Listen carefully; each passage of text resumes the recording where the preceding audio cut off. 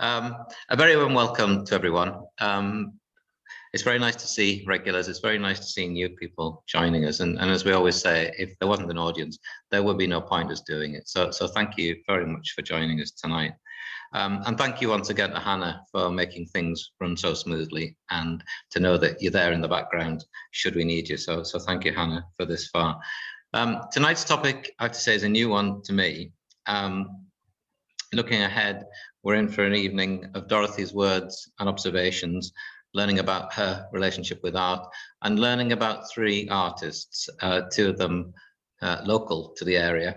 And we're going to be treated to many pictures, books from the collection. And if you didn't know, as well as our outstanding collection of books and manuscripts, what we have at Wordsworth Grasmere is an outstanding collection of prints and drawings and paintings of the Lake District from about 1750 onwards. And that is what we'll be celebrating very much in the time to come. It's really a pleasure to welcome our two guests, people I've known for a while, in Dean's case, for a number of years for sure. Jessica Fay and Dean Hines, welcome both. Thank you for taking part in the webinar this evening. Thank you for having us. Dr. We're just slightly out of sync, aren't we? So I'm sorry if we are. Anyway, thank you for joining us. Dr. Jessica Fay is a teaching fellow in 18th and early 19th century English literature at the University of Birmingham. She's the author of various works on William and Dorothy Wordsworth, including the collected letters of Sir George and Lady Beaumont to the Wordsworth family, which, Jessica, you have a copy handy to show to the camera. The copy in our library is being read at the moment, so I don't have it to hand. So if you could show us that one. Thank you very much. Really good. Very good book. And also this one, Wordsworth's Monastic Inheritance, Poetry, Place, and the Sense of Community. And I really love this book. There's so many good chapters. There's one in particular on Quakerism that I really have enjoyed reading. So can I begin, Jessica, just with a quick question to you to say, what sparked your interest in the topic? What sparked your interest in Dorothy Wordsworth and painters?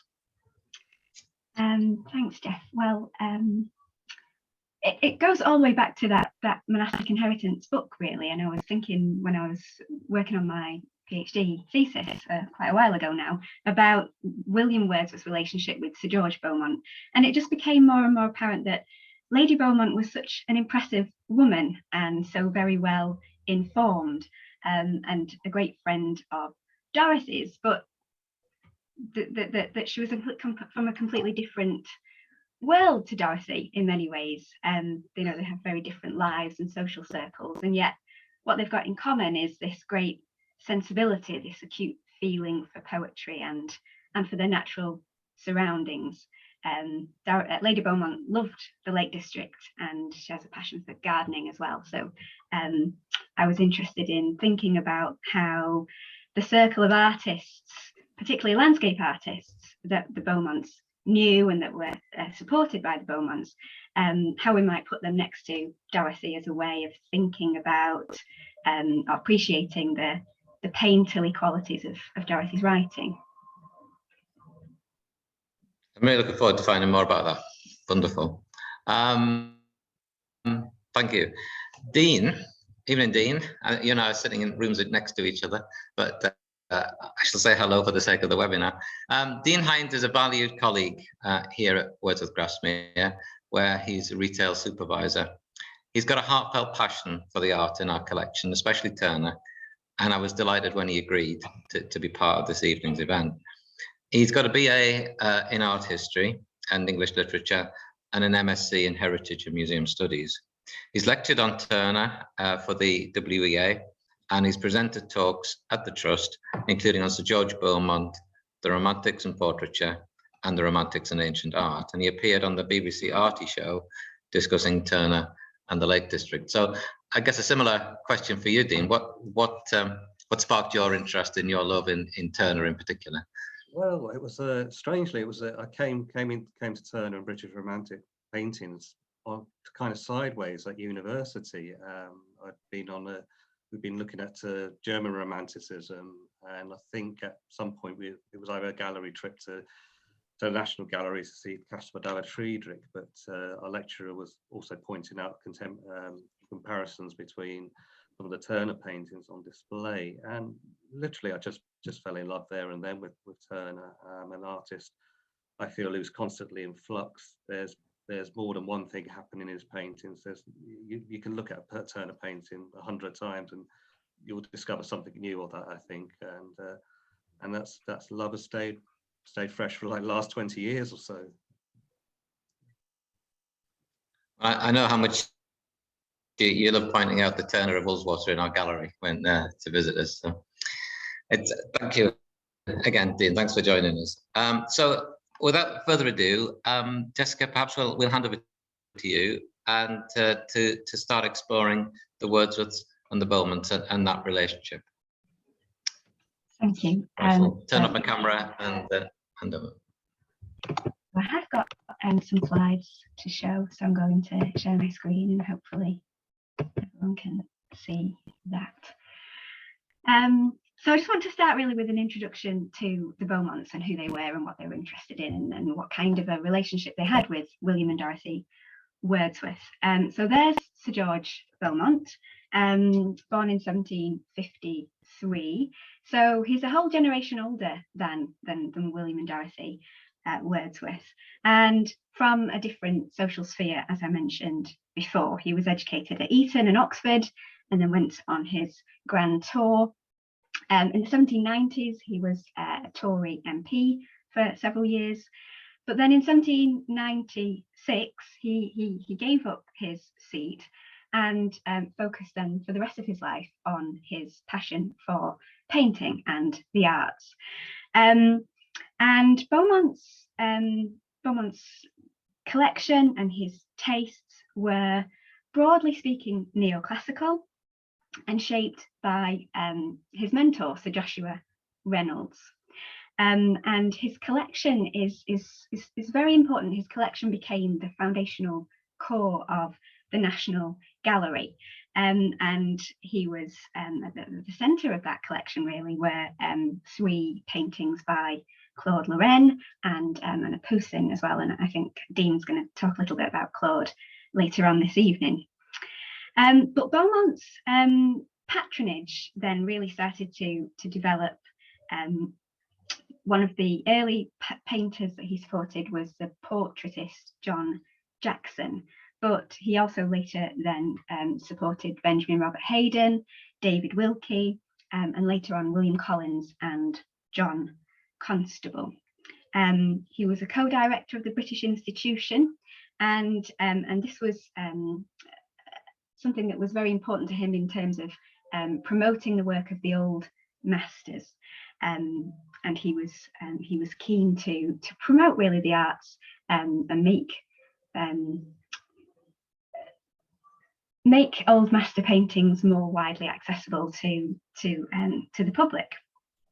And so Beaumont was introduced to lyrical ballads in 1801 by Irvdale Price, and one of the first poems that he was really struck with is Wordsworth's The Thorn. That was one of his favourite poems. But he already had a long-standing love of the Lake District and a connection with the lakes, and took many sketching trips to the Lake District.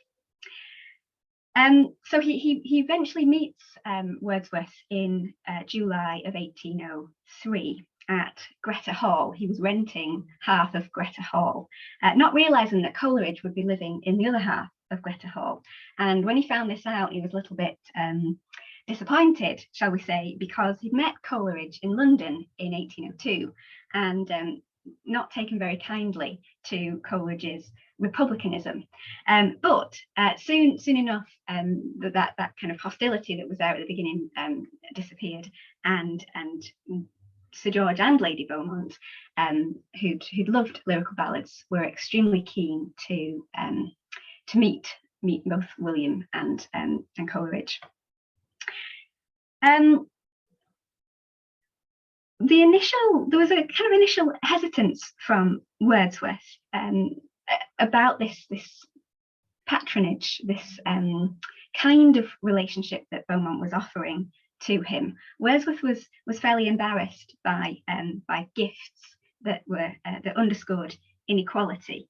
And the relationship eventually that developed was not founded on economic support, but rather on friendship. This is a new kind of patronage that Beaumont is encouraging and developing, which is much more based on encouragement and networks and circles of mutual exchange, rather than a kind of condescending aristocratic patronage. So their friendship developed over several years, and it was all rooted in a critical exchange about art and poetry. And Wordsworth learned a great deal about different artists and painters and techniques from Beaumont.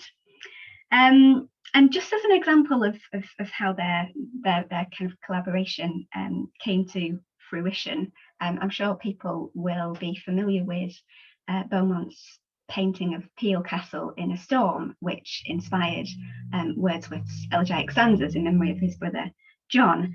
But Beaumont also painted pictures to accompany the Thorn and the White Dove Rylstone and Peter Bell as well. So there were 4 of these paintings that were used as frontispiece engravings to the 1815 collected poems of Wordsworth's. And the dedication to the 1815 poems was to Sir George, and that remained there until in the dedication for all of their subsequent collected editions until 1845. So I think Jeff might have an image of that to show us.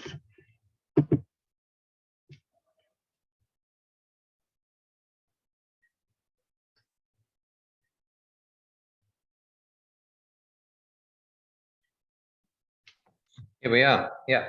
So here's can you hear me all right, Jessica? Yeah. Is that working? Yeah.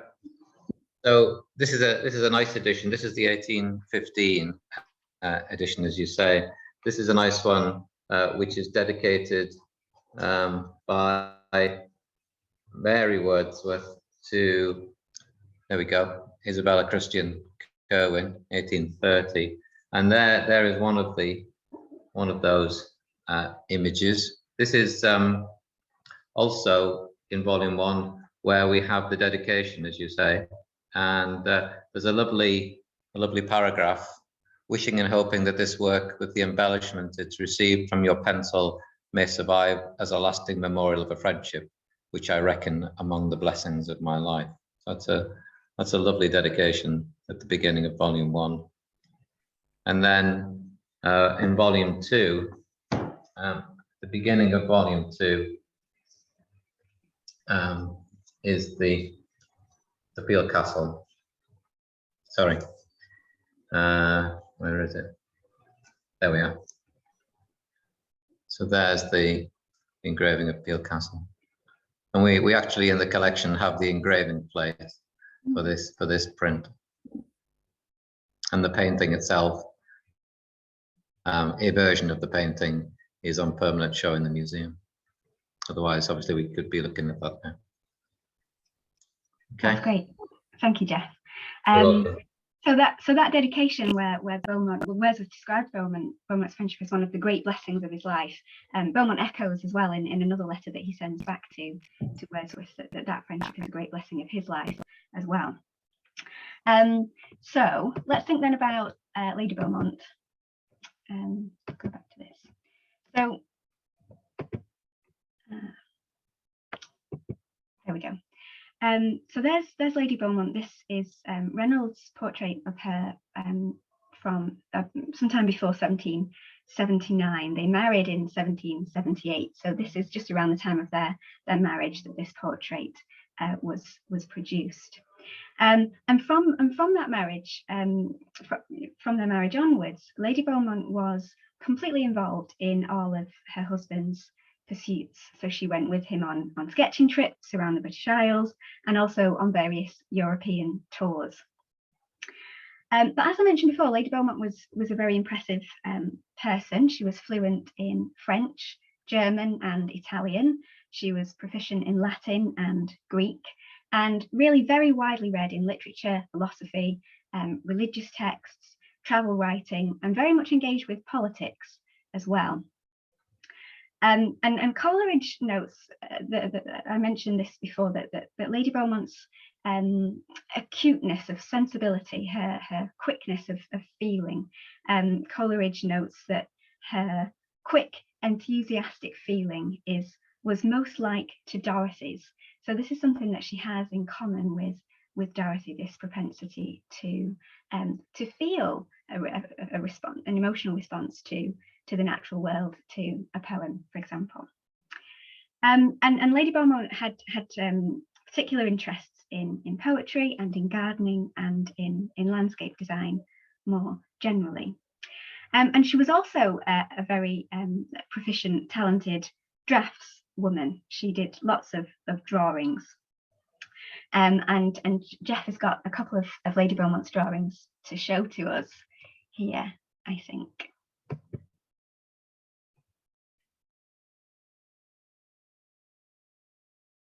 The first one that we're going to see is a sketch of, no, it's not. This one is a copy that Lady Beaumont did of a Zoffany print. So that's the original there. And there's the original metatint. So that's the face to focus on, as it were, Mr. Parsons. And then if we look at the original,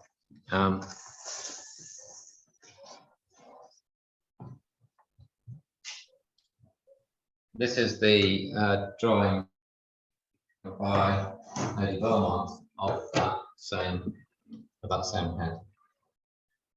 Sorry about the sunshine on the picture. I hope that's quite clear. there we go. Yeah. Yeah. Well, that's Lady Beaumont. So that's. And then the other one that we. Sorry, Jessica. No, that's fine. The other one that we've got is a sketch that Lady Beaumont did of Culloden Hall in Leicestershire, which is the house where it was renovated between 1804 and 1808, and the Wordsworths stayed in a farmhouse on the estate for several months across the winter of 1806 to 7. And this, when the renovation was finished, this is the place where most of the Beaumont's collection was hung, and where he invited painters and poets and lots of different kinds of people to be entertained, to have painting parties, and to walk around the grounds, and also to look over prints in the drawing room. Constable came here, for example, Wilkie and Haydn, and so on. So the reason why we want to show this is just to demonstrate Lady Beaumont's ability, really, as a draftswoman. So Lady Beaumont's friendship with Dorothy develops from 1803 onwards, but they didn't meet each other until 1806, when the Wordsworths went to stay at Culloden Hall. And letters were a crucial way of developing that interfamilial relationship. And the letters are full of Lady Beaumont's interest in the children, the Wordsworth children, and domestic affairs. She was Dora Wordsworth's godmother, for example, and she sends gifts to the children. But also she recommends reading to Dorothy, and talks about poetry and politics and all sorts of other things. So just to get a flavour of the dynamic of that relationship, I've got a couple of quotations. So this is from January 1805. So this is almost 2 years before their first meeting. And Dorothy writes that she was afraid Lady Beaumont would find her so much inferior to the character given by Wordsworth and Coleridge. While I lay on my bed, my dear Lady Beaumont, my thoughts were full of you. I was so deeply affected with the tender kindness of your last letter. I wish to tell you how happy, how proud I am of your friendship, or rather, I ought to be proud in them to whom I chiefly owe the gift. For to my brother, surely, if I am in myself worthy of your esteem, I owe it. Or if I am in any degree worthy of the great affection which Coleridge feels for me. So Dorothy's fear and pride were coloured by Lady Beaumont's rank, but also by Dorothy's own humility. She nonetheless perceived their friendship as being part of this great affection that was shared between herself, her brother, and Coleridge. So the Beaumonts were becoming very much part of the family circle. And this accelerates shortly after that letter's written, after John Wordsworth dies, where they become even closer to the Beaumonts. In August 1806, Dorothy writes that something more than words is needed to express the habitual sentiments of gratitude and love with which we think of you. And again, it's a collective feeling of attachment, that we there. Lady Beaumont's, Dorothy's early letters to Lady Beaumont, though, are calibrated, I think, to interest a new friend. Dorothy was understandably anxious to signal her relative uninformed and untutored status when it came to talking about art. So, writing very bashfully in August 1805, in response to Lady Beaumont's request for a sketch of Dove Cottage, Dorothy feared that her drawings will make you smile at my little skill, and admits that she really has not the power to delineate the outjutting at the side of the house. You may lament with me, she writes, that I have not been taught to exercise the pencil. It is indeed true that I scarcely ever take a walk without lamenting it. And Jeff can show us this little sketch that Dorothy was including in the letter here to describe Lady Beaumont, what Dove Cottage was like. I've never actually seen this, so there it is. Okay, good. So we can see then, just as by comparison, with the kinds of drawings and sketches that Dorothy, that Lady Beaumont was producing herself, Dorothy feeling embarrassed by comparison to what she was producing here. And this regret that Dorothy has about lamenting that she was never taught to exercise the pencil is something that she expressed again in October 1804, when she was sending an account of a short tour of Ennerdale and Wasdale to Lady Beaumont. So if we've seen that picture there, I'll go back.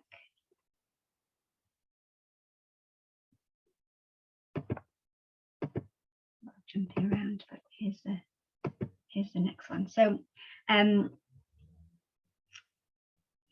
this is a description of the scene that they saw at Wasdale. I longed for a small share of the powers of Sir George Beaumont, to have brought away a sketch of some of the scenes we saw.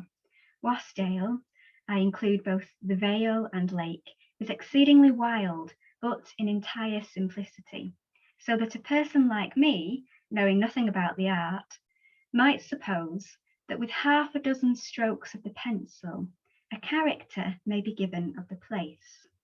The mountains are large and steep, in great masses, the borders of the lake on one side without any wood, on the other, nearly so. Dorothy's frustration at being unable to sketch the scene is balanced against her description of its wild and simple character and the brisk indication of its main contours. Using dashes to point out three shapes, she enables Lady Beaumont to imagine sweeping a pencil around the outline of a large and steep mountain, to block out its great masses, and to trace the borders of the lake in the foreground. In the context of a letter then to a highly knowledgeable friend, Dorothy's humble assertion of ignorance is relative. But I think that any practical deficiency is well compensated by Dorothy's prose. I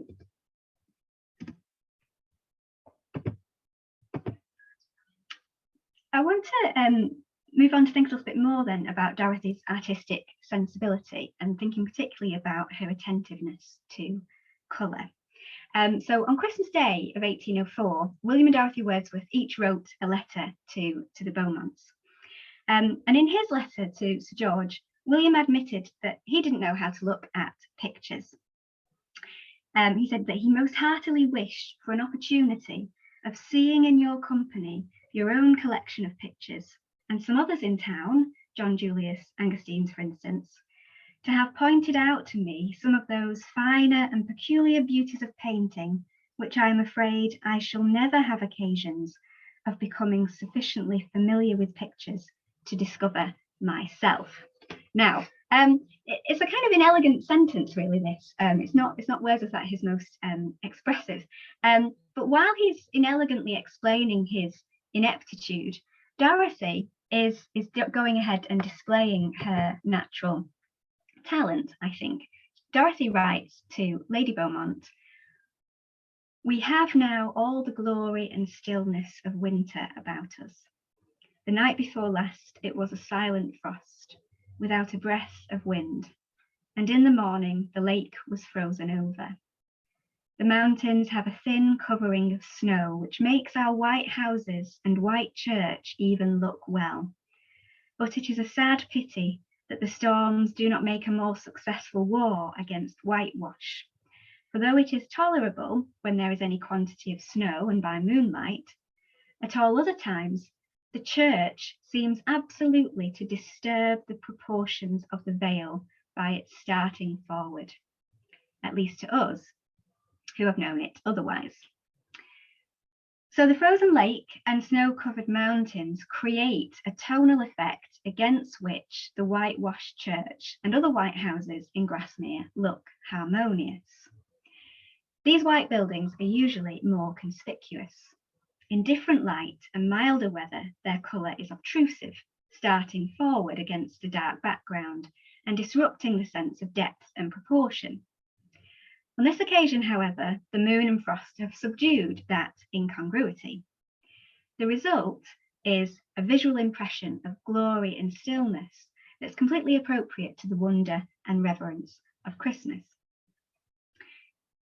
Dorothy demonstrates here an instinctive understanding of principles that underpinned painterly composition and colouring. Scientists had noted, by this point, that a white object on a dark background seen from a distance will look a fifth larger than a dark object of the same size on a white background. Dark colours leave the eye in a state of repose, while white is stimulant. Dorothy recognises that the disruptive effects of whitewashing are inverted by these tonal and season texts. Now, while Dorothy wrote this letter to Lady Beaumont, it was Sir George who responded with a compliment. He says, "Oh, that white church, I'm sorry the mountaineers are become such bad colourists."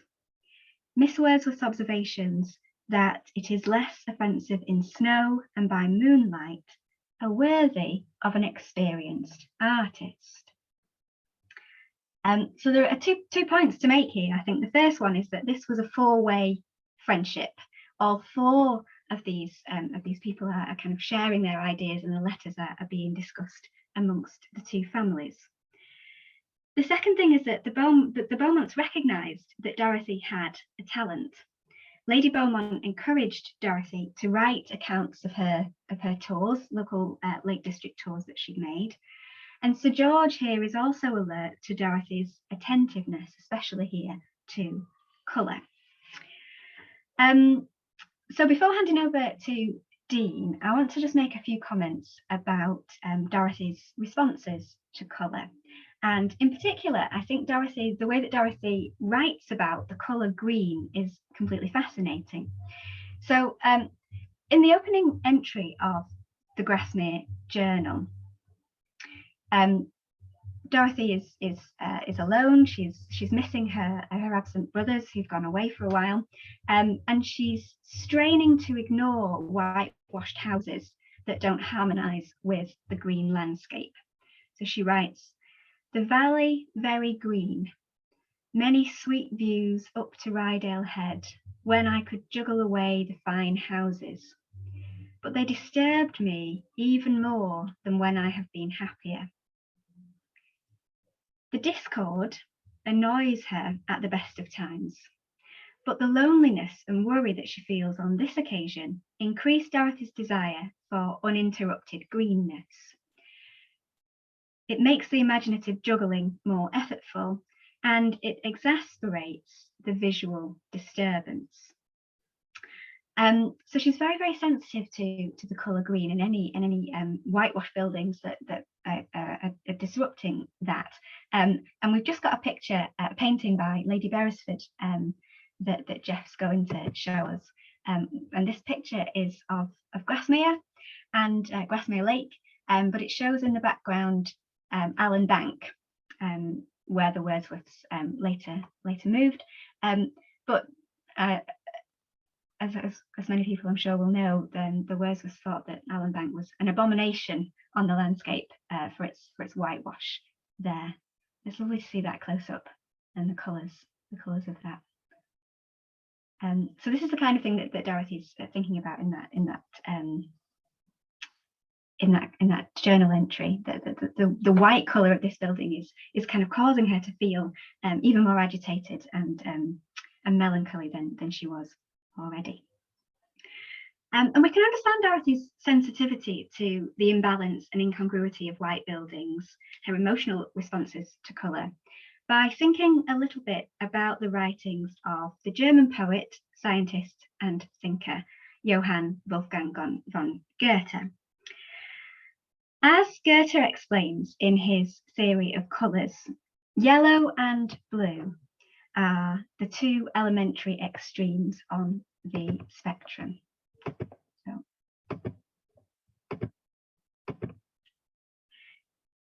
So this is Goethe's colour wheel. The range of colours on the yellow side, Goethe says, excite quick, lively, aspiring feelings, while the blues produce a restless, susceptible, anxious impression. As they move away from each other on this wheel, yellow and blue turn to red. As they approach one another, they generate green. Red is thus the bringing together of extremes, while green is a perfectly balanced union or harmonious relation. And this theory of Goethe's became prominent amongst British artists in the 19th century. Turner, in particular, read Goethe's theory of colours and responded to it. And just as a quick example of what Goethe means here, we can see the yellow and the blue here meeting in the red of the fire.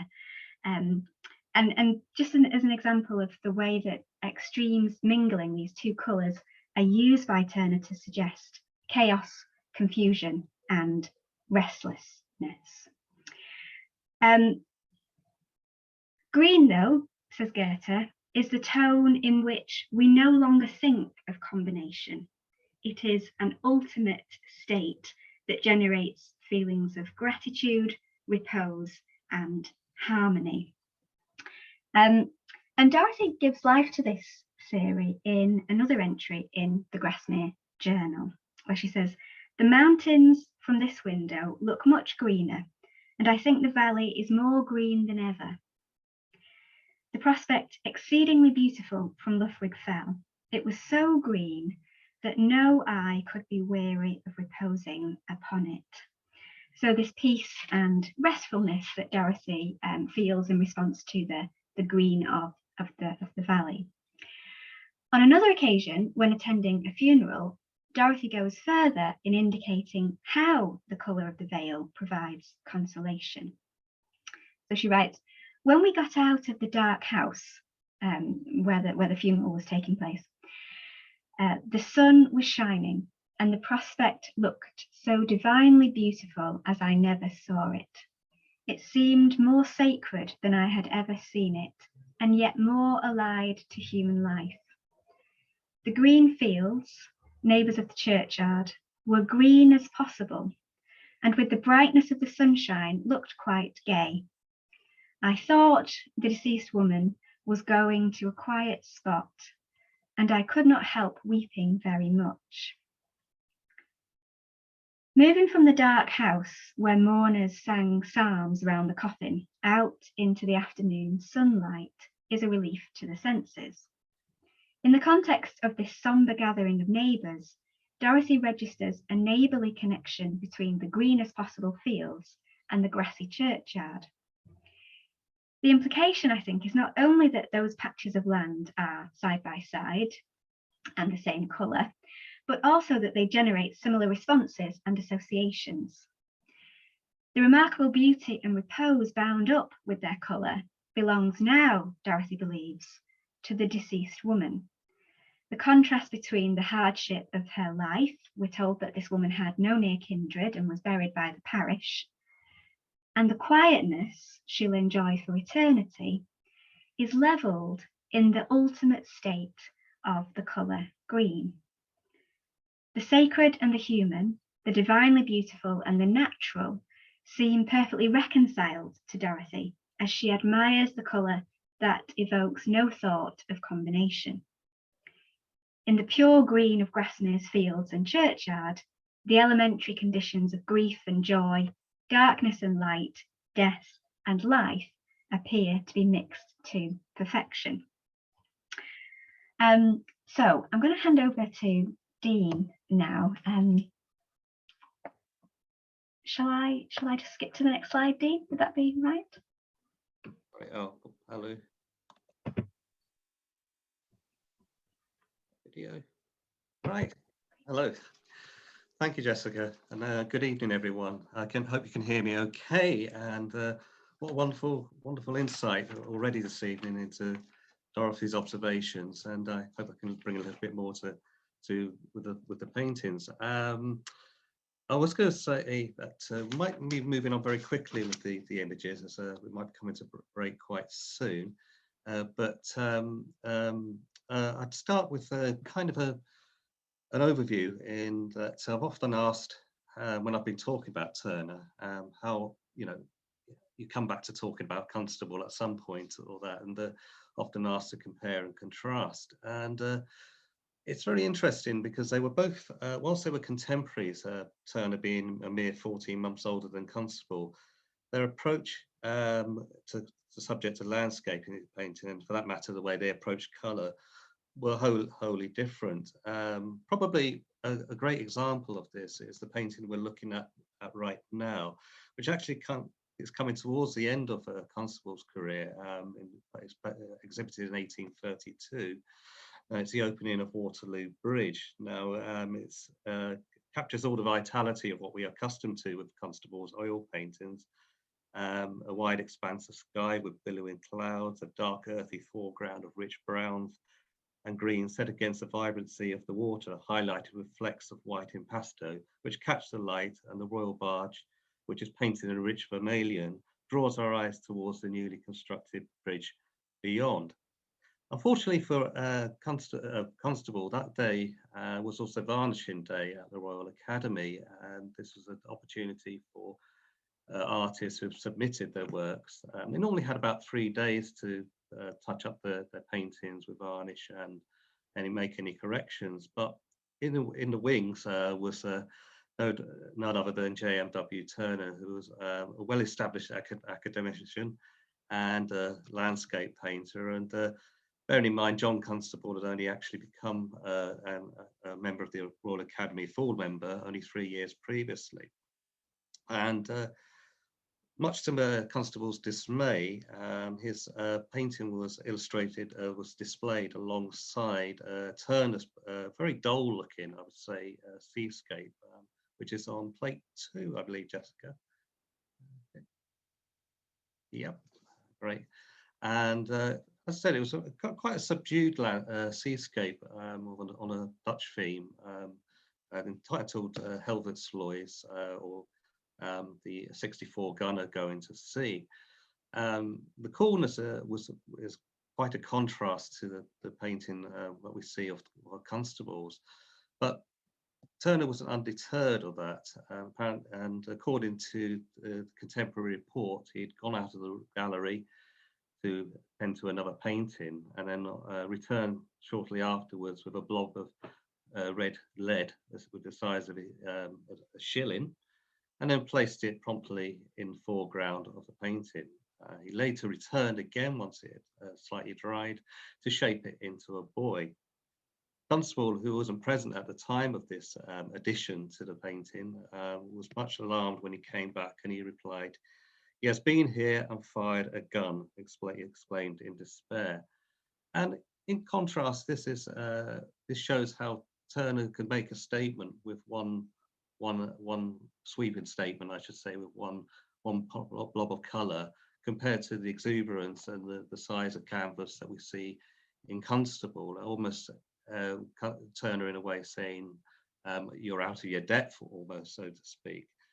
But nevertheless, for Constable, moving on to plate 3, for Constable, painting was very much feeling. And here we have the depiction of the Hay Wain, which has been in the news quite recently.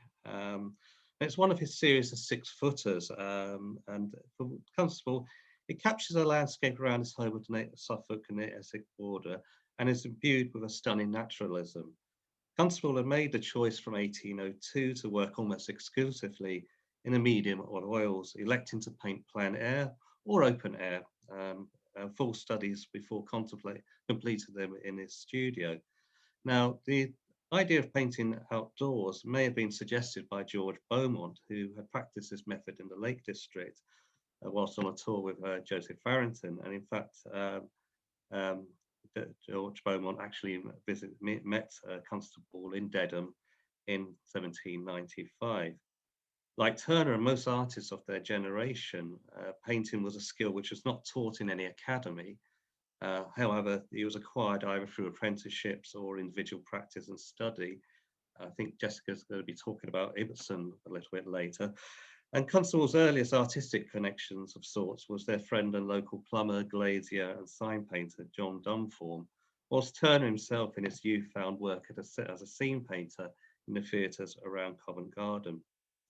Now, Constable's range of colours were perhaps not as extensive as Turner's, electing to paint in a range of hues and greens and browns, the Stour Valley before him. Whilst he had an interest in the meteorological studies at the time, which informed his understanding of cloud studies, I think the lack of Constable's willingness to travel, say for a lengthy sketching tour in 1806 of the lakes and forays into the south of England, limited his understanding and appreciation of how the different topography of landscapes, mountains, hills and ridgeways particularly can affect weather patterns and effect.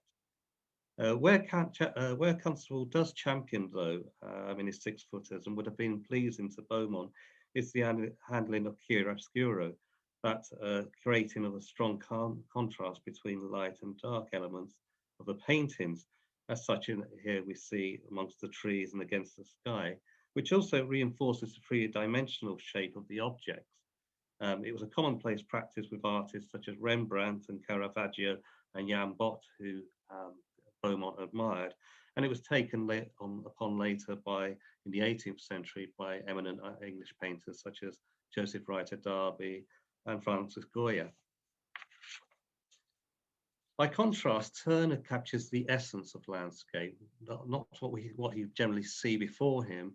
It was an accurate depiction. Often he was condensing the subject to give greater scale, and with that, the choice of colour was to effect a mood. And on plate 4, we have something a little bit closer to home. This is Bottomere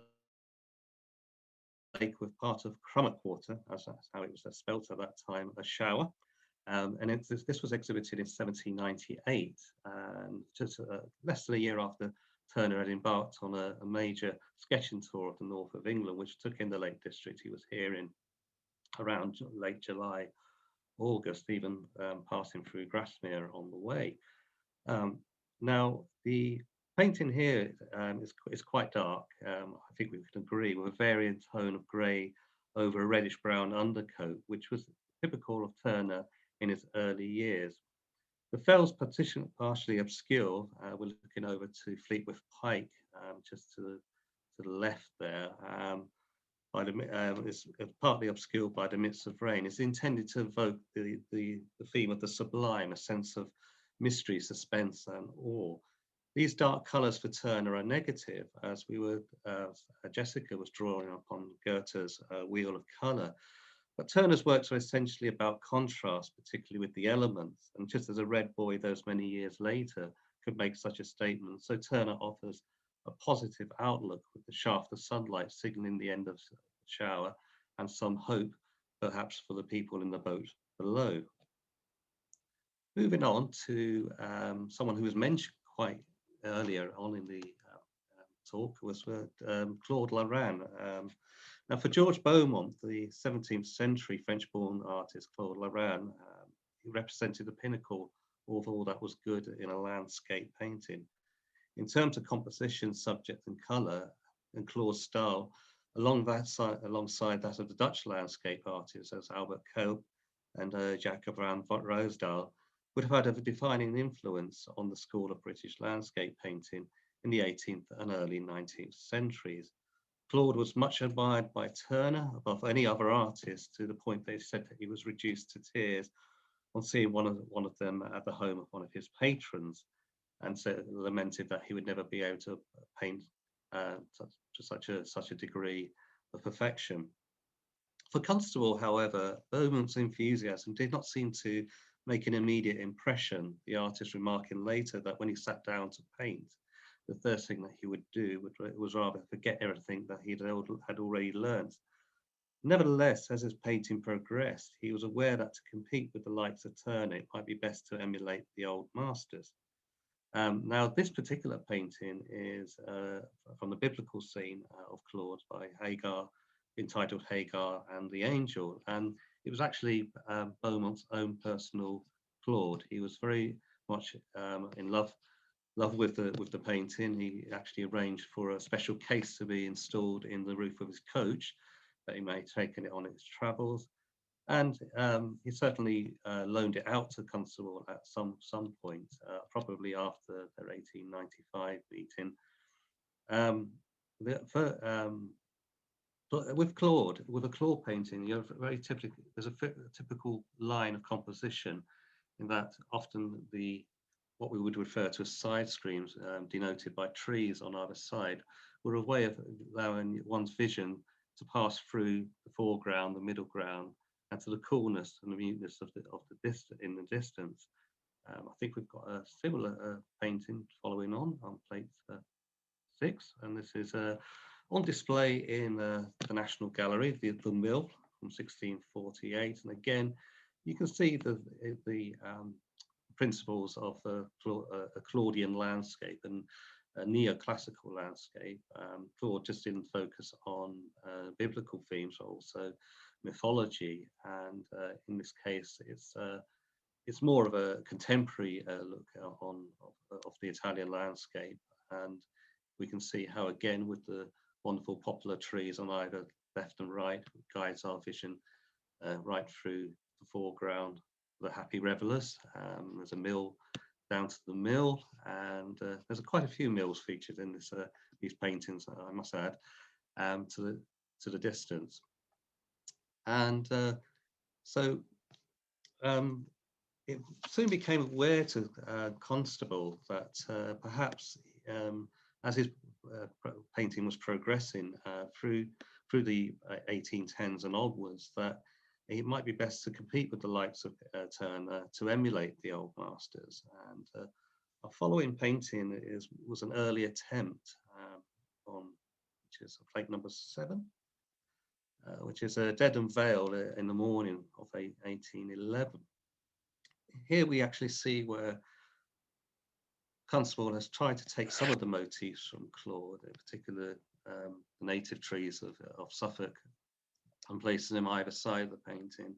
And in the foreground, we have something in the way of a rural scene, and again, our eyes are kind of guided to the trajectory of the undulating hills beyond. But it's very, very flat in colour, and unfortunately for Constable, it didn't really get much in the way of attention when it was exhibited at the Royal Academy. Now he returns to the idea of a Claudian landscape, but with a different approach in 1813, and this is featured in plate number 8. And this is a scene from around Flatford, and it's simply described as landscape boys fishing. Now, already we're starting to see the elements of which make the later Constable paintings more recognisable, with the focus on little bits of impasto, start on the trees, on the green, highlighting, and also the predominant skyline as well, with its billowing clouds and a sense of movement conveyed in the swaying branches. But notably, what Constables learned from by looking at Claude is the warmth of Claude painting, and he's infused it with a sunshine that seems to emanate across the painting itself. But yet, sadly, again, it was poorly received, because at that same time, J.M.W. Turner was exhibiting Frosty Morning, which is on plate number 9. In this painting, we see quite a transformation from Turner's paintings of the late 1790s and early 1800s. And this is very much down to Turner's in experimentation with colour, his innovation. Certainly he was probably more innovative in terms of mixing colour and various pigments in his attempt to emulate Claude. And particularly in this case, we see him moving away from canvases which are primed with a brown or reddish brown surface, to more working with an off-white canvas, and this allows the pigment to stand out more. In fact, allows the surfaces that are painted to appear more luminous. And in the case of this view, which is probably being painted set in Yorkshire, not too far from the grounds of Sir Walter Fawkes, who was Turner's patron. It captures this wonderful view of a frosty morning, which is somewhat a fusion of Dutch elements of the Dutch landscape painting, with emphasis on rural agriculture and animals, but also this kind of background, which kind of stems from a landscape like Claude, with a very muted sunshine. In fact, the actual Morning Chronicle that day, on its review, praised him as an equal to Claude or Cope. But whilst Beaumont looked favourably on Constable's work and stayed friends with Beaumont until his death in 1827, well, what did he think of Turner? And it's quite surprising, really, what the records show about his thoughts about Turner, particularly this last painting, which is plate number 10. And now this was exhibited in 1815, and this is the Cross in the Brook. It suggested that the woman in the foreground is actually Evelina, one of Turner's daughters, but nevertheless, it looks very quintessential Claude in its composition. It's a view overlooking the Tamar Valley down in Devon, taken from a number of sketches that Turner had noted down on his visit there. And we have this wonderful journey from the brook past these wonderful trees that do look resemblance to Italianesque poplar trees, down through the valley. Our eyes are guided beneath the aqueduct and along past the mill. As I said, there would be some mills mentioned, so it's almost a homage to the mill by Claude itself, which incidentally, if you go to the National Gallery, you will see it's displayed alongside Turner's two landscapes, a mist rising through vapours and the embarkation of the Queen of Sheba, and another work by Claude, and also the rise of the Carthaginian Empire. And it, as I said, it's literally like it's almost like Turner has lifted this painting from an Italian landscape. But however, Turner must have been dismayed when he heard that Beaumont's views were describing the colours as insipid, and his colouring has become jaundiced. Now, it's quite possible that Turner, no fault of his own, may have had his views on the establishment of the British institution, which was kind of a rival academy to the beloved Royal Academy of Turner in 1804, which was a way that, under a kind of veiled attempt, Beaumont was hoping that it would encourage more British painters, the rise of a British school of painting, free of the disciplines of the Royal Academy. But in a way, it actually became an opportunity for Beaumont and his friends, his fellow connoisseurs, to kind of dictate the taste of the times by displaying many of their old masters, and not much giving much leeway to Turner and his contemporaries such as William Colcott. But nevertheless, I think in the paintings that we've seen to see, it's wonderful as Dorothy Wordsworth's observations on the colour of green that pervades both in Turner and in Constable. It brings this kind of solace and harmony that we see in the paintings tonight. And thank you. I think we're done on the paintings.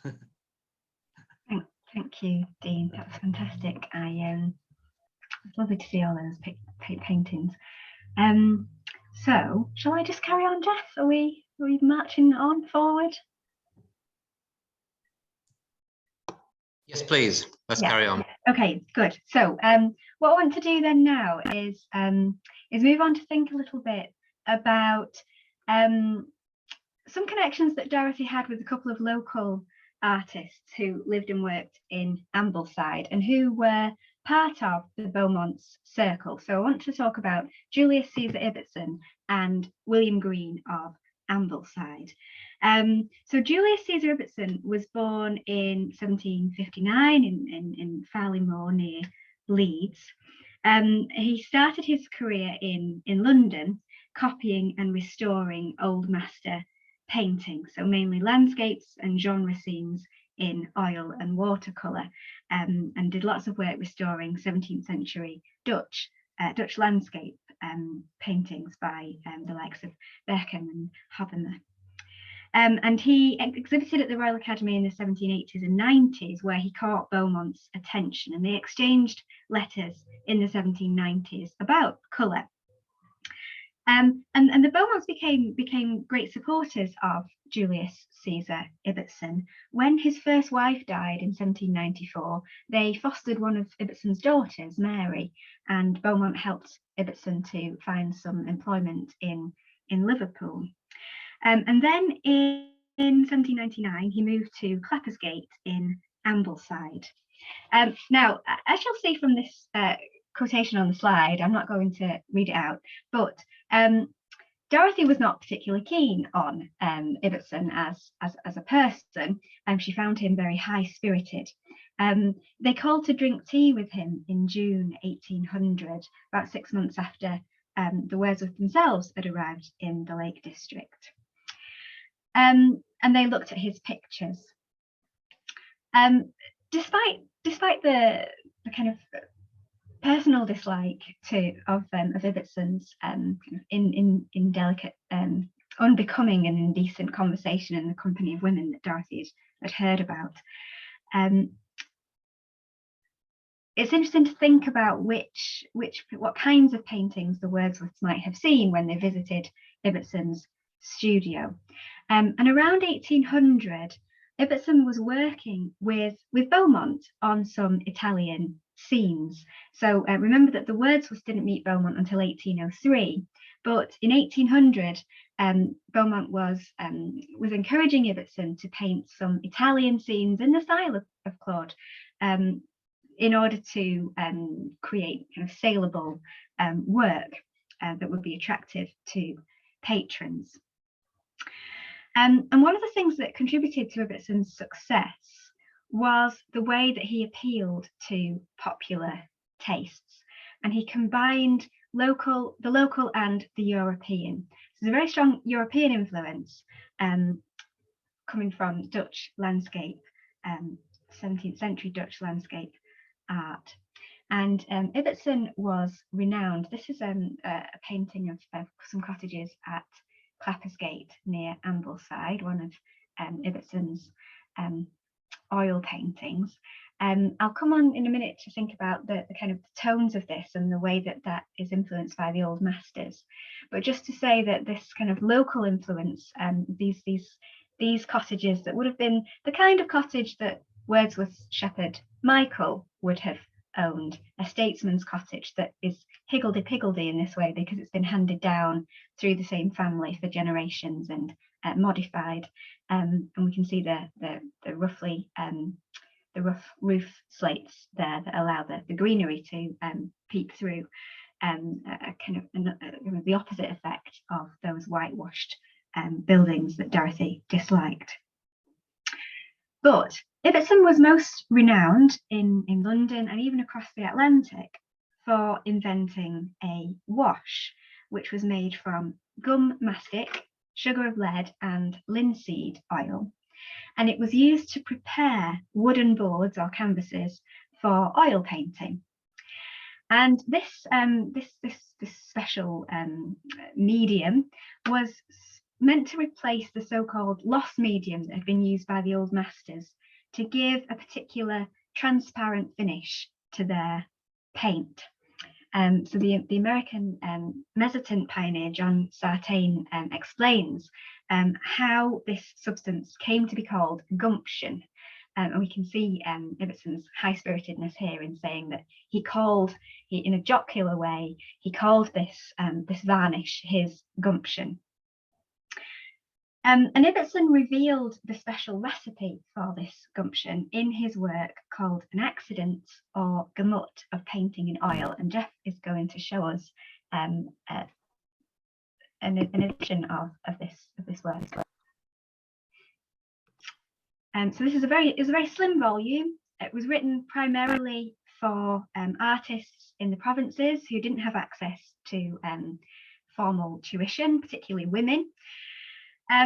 It's a manual, really, published first of all in 1803, and in it Ibbotson celebrates the tones and the techniques of the Dutch school, and he explains how gumption, this substance, enables artists to simulate, without straightforward imitation, that transparent quality of shadows and the brilliance of the highlights of old master paintings.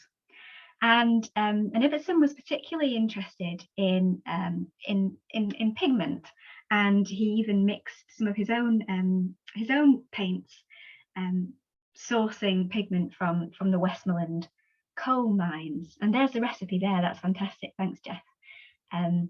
Mixed with gumption, every colour becomes more or less transparent. To the lower parts of the sky and distant mountains, for instance, may be given the indistinct, hazy appearance so frequently observed in nature and so difficult to imitate in any other way, by glazing over, after the first colour is dry, with a middle tint of the sky mixed with gumption and softened with a badger and camel hair brush. So this is a way in which the layering of colours, one upon the other, become transparent, so you can see those different shades through the paint, making that colour opaque. He also includes in the edition some kind of pasted in discs to sample up the colours. There we go, that's lovely, and this is included in this manual, so you can match specific colours with local pigments. So what I want to do now is just to think a little bit about Ibbotson's gumption, and this sent me back to Dorothy's journals, where Dorothy often observes how colours seem to be layered one upon another in the natural world. Dorothy's fascinated by how certain surfaces, such as the bark of a birch tree, for example, have a transparent or a translucent quality. So I'll just go back here there's the quotation from Ibbetson's about Ibbetson's gumption, which Jeff found for us in the edition. And here are just some quotations from the Alfoxden journal, actually. So we've got a noticeable glazed effect in Dorothy's descriptions of black hawthorn hedges glittering with millions of diamond drops, and hollies shining with broader patches of light. But she achieves, I think, a more subtle and more technically accurate varnished effect by recording layers of colour, as in the entry for the 24th of February 1798, where she says, brown fallows, the springing wheat, like a shade of green over the brown earth. In another example, she notices a sort of white shade over the blue sky. And again, an observation about young birch trees of a bright red, through which gleams a shade of purple. So the prepositions here, over, through, indicate a transparency akin to that of a varnished painting, where brown pigment is glimpsed through green, blue is perceptible through white, or red and purple gleam through the silvery bark of the birch tree. So Dorothy's attention to both colour and texture, this transparency, indicates a painterly understanding of how pigment and surface texture work in tandem. So that's Julius Caesar Ibbetson. I want to introduce William Green now, who worked alongside Ibbetson in Ambleside. William Green was born in Deansgate in Manchester in 1760, and his training was as a surveyor and a mapper, topographical study. And he produced the first standard map of Manchester in 1794. But he then, after this point, transferred his topographical interests to painting and moved to Ambleside in 1800, where he produced drawings, watercolours and etchings, as well as some oils. One of the things about William Green is this close topographical detail gave him a particular interest in specific rocks as foregrounds. So unlike Gilpin, for example, who encouraged his picturesque sketches, just to, any old rock or any old tree will do to frame your sketch, Green was really very interested in the very particular colour of the Lake District rocks, the very particular colour of the Lake District trees and the shapes of those, and depicted them with great detail. Shortly after he arrived in Ambleside, Green was acquainted with Ibbetson, and they worked together. They went on sketching trips together, and they socialised together quite a lot as well. And they also, unlike Ibbetson, Green was a good friend of the Wordsworths, as well as the Beaumonts.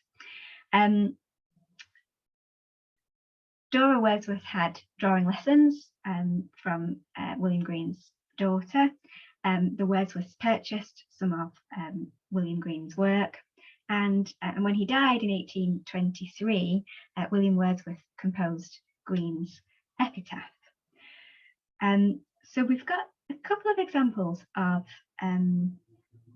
Green's work, which have we got time to show, Jeff? Maybe we just look at Buttermere. Oh no, hang on, that's Ibbetson. Oh, here we go. There's that's the portrait of William Green we might look at. Lovely. There's William Green of Ambleside.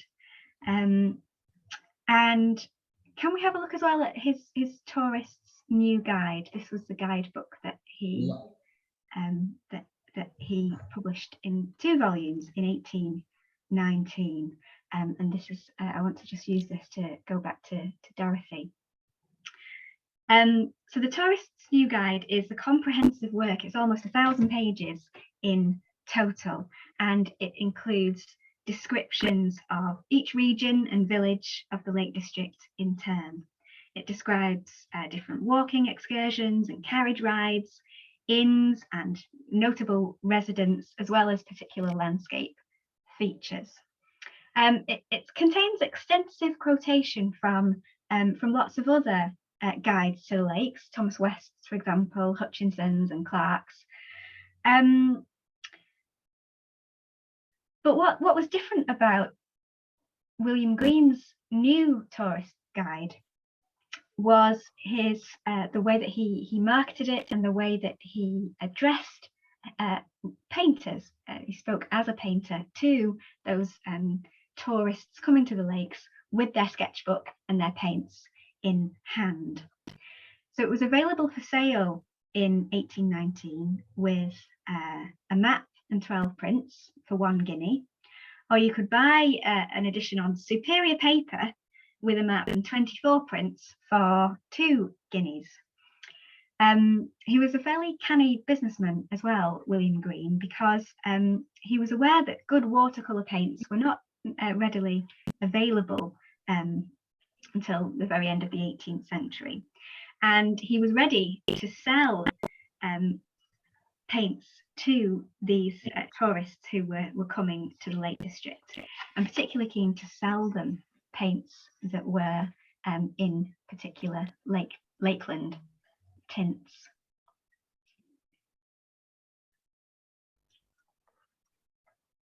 So we can see the new guide here. It really is quite a hefty guide. Not the kind of thing you would carry around, I don't think, Jeff. Well, no. No, it took me a long time to get. Yes, good. Okay, so that's the. There we go.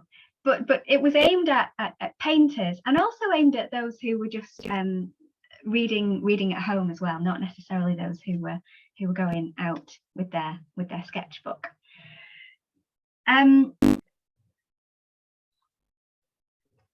So William Green was also selling alongside these, alongside the new guide, a box of paints, large 10 cups of original colour that were prepared by William Green. And these particular compound colours were calculated to save much valuable time by enabling these tourists to have these tints already ready, the right tints that you would need to capture the Lake District. The new guide shows, however, though, that Green was not interested in colour for its own sake, but rather interested in it for the effects of the atmosphere upon colour. So he says, the beauty of a scene does not so much depend upon the season of the year or the time of the day, as upon the quality of the atmosphere under which that scene is exhibited. So the atmosphere is chiefly determined by amounts of light and moisture in the air. Evaporating moisture produces a medium, he explains, that generates a natural varnishing effect, casting a transparent glaze over the landscape and enhancing the quality of the colour.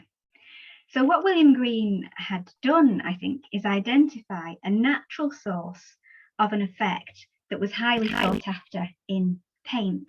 This was this effect of gumption. And he encouraged his readers to observe this when they came to the Lake District. So if we go back again to Dorothy's journals and think about the ways in which the condition of the air or the atmosphere often underpins Dorothy's descriptions of the natural world. She notices in June 1800, for example, that Grasmere Lake appeared very beautiful with patches of green after heavy rain. Or she observes in March 1802 the uncommon beauty of Rydal Vale generated by a soft rain and mist. And I just want to dwell for a minute or two on this passage from the Grasmere Journal, which I know is a favourite of many fans of Dorothy. And this is after a rainy morning in Grasmere, when Dorothy walks out and finds the beauty of a birch tree deeply moving. And I think if we read this again in the context of Ibbetson's gumption and William Green's emphasis on atmospheric effects and how they make surfaces translucent, we see something. We see this passage from a different perspective. So that the birch was yielding, Dorothy writes, to the gusty wind, with all its tender twigs. The sun shone upon it, and it glanced in the wind like a flying sunshiny shower. It was a tree in shape, with stem and branches, but it was like a spirit of water. The sun went in, and it resumed its purplish appearance, the twigs still yielding to the wind, but not so visibly to us. The other birch trees that were near it looked bright and cheerful, but it was a creature by its own self among them. So a burst of light following a rain shower gives new colour, transparency and life to the purple bark. The sun reflects against the rain-splashed branches, precipitating a flying shower of light. The brevity of the effect is captured in the ephemeral action of glancing. The birch shines with lustre and seems itself to look at Dorothy as she recognises in it a spirit of water. William Green's new guide notes that the wind disperses moist air, but here the birch itself seems to command the atmosphere. Like William Green, who was alert to the kinds of effects tourists and amateur artists were keen to see, Dorothy is attracted by layers of colour that shift and change depending on light, moisture and air. So just by way of conclusion then, we've seen two features this evening of Dorothy's journal descriptions. The first is her attentiveness to colour, and in particular, her emotional responses to the colour green. The second is her fascination with how colours are layered one upon another in the natural world, of how certain surfaces, like the bark of the birch tree, have a transparent quality. So I'd like to finish by thinking about why this might matter to Dorothy. Why is she interested in these things, or how might this be applied? And I want to do that by turning to very briefly to Dorothy's poetry. Most of Dorothy's poems are occasional. They're tied to a particular event or addressed to a particular person. And they often appear within letters, journals, and commonplace books.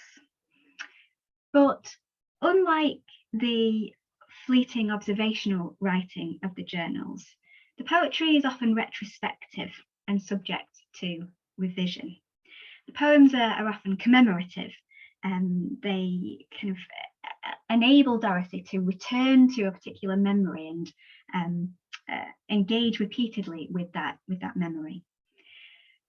Consequently, the poems function, I think, as repositories in which multiple layers, multiple recollections of a given experience might be layered one upon another. And frequently in her poems, Dorothy dwells on images of grass, moss, or lichen. For example, in this poem that she composed in 1826, A Holiday at Gwen Dovenant. Can we have a look at it, Jeff? Have you got a copy of the manuscript? It'd be interesting just to see that. Yeah, so what I've got, the manuscript in the Commonplace book is on show in the museum, but I've got out the 1826 journal, her notebook, which has got one or two stanzas of the poem in the back of it.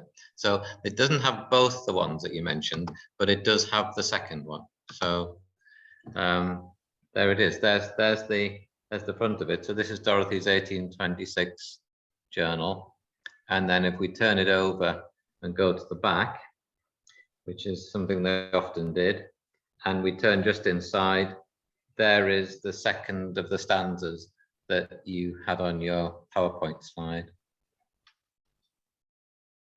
Fantastic. Perhaps we can keep that up while I read. I will do. Read them out. That would work. So this poem is it commemorates a visit that Dorothy made to relatives in Wales in the spring of 1826, during which she spent a day playing with her young nephews and nieces. And the poem opens with an invitation to the children to follow their Aunt Dorothy into a grassy bower in which they can play. So she describes this bower as and the grass, this patch of grass. She says, "Our carpet is nature's verdant sod. A richer one was never trod in Prince's proud saloon. Purple and gold and spotless white, and quivering shade and sunny light blend with the emerald green." So that stanza isn't there in the manuscript, but she spends a whole stanza describing the colours that she sees in the green grass. And as the children skip away and are enjoying other things, but Dorothy focuses on this patch of grass and looks at it closely and slips into a kind of dream. And as her mind reposes, as she's focusing on this green patch, dormant thoughts and memories of her own childhood holidays are awakened. And she writes, and this is on the manuscript there, "Gladly we seek the stillest nook, whence we may read as in a book a history of years gone by. Recalled to faded memories' eye by bright reflection from the mirth of youthful hearts, a transient second birth of our own childish days." So the patch of grass becomes a focal point for reflection on Dorothy's own childhood holidays.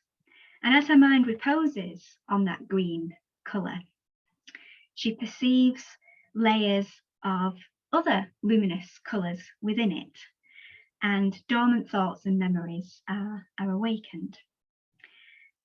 The patch of grass, I think, comes to represent memory itself, and Dorothy develops, we might think of this as being a kind of colour sensitive version of her brother's famous spots of time. But Dorothy reaches beyond William's vision of how poetic inspiration works by indicating how these technical aspects of painting about colour and transparency and layers of colour can carry emotional and psychological force. So that's really great to see that manuscript. I've not seen that before, so that's very exciting. Thank you, Jeff.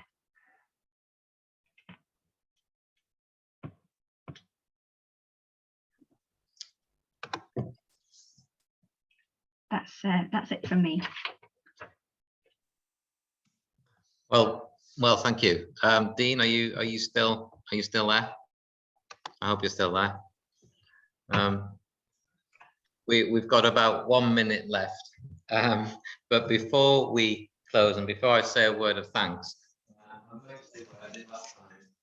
I'm going to make a shameless mention of another book, which is our latest publication. It follows the 1820 tour of Europe. Dora Wordsworth, Coleridge, and William, their father. And it's a wonderful account in this book. This is the first time it's been published. And to go with it is an essay on Dora's life by Pamela Woof, and also a wonderful essay by Cecilia Powell on the journal, giving it context, but also very detailed notes. And it's a wonderful read. The journal itself is a wonderful read. The notes and the essays are also a brilliant read. So we can get it, Dean, we can get it through our, is it inquiries at Wordsworth? How would anybody buy this book if they wish to? Simply shop at wordsworth.org.uk. I'll just type that down. I think. Okay, thank you. So there we are. Just a shameless plug for a brilliant book, and I hope you don't mind me doing that. Jessica's books are, of course, absolutely worth reading. What we've heard tonight, Jessica, when will that appear in print or a form we can read it again if we wish to? It might be a couple of years at least, Jeff, but Oh, hopefully one day. well, we almost heard it first tonight, I think, maybe. I think that was a brilliant evening. Thank you very much, Dean. Thank you for setting that scene with such brilliant colour in your slides. It's always wonderful to see that. Also, the contrast with the other pictures that you showed, and that frosty morning. Also, you made that point. And to have Claude, and to have Beaumont and Constable and Turner, and then to come more locally with Green and Ibbotson. And Jessica, you've given us a new way of looking at reading Dorothy's journals, I have to say. The colour we always knew to me completely anyway, but to have that, as it were, compared to Dorothy's journals and discordant whites, and as it were, the consoling and comforting greens, and that passage after the funeral, it's all seen, as it were, I think of my words carefully now, all seen and felt in a very different way.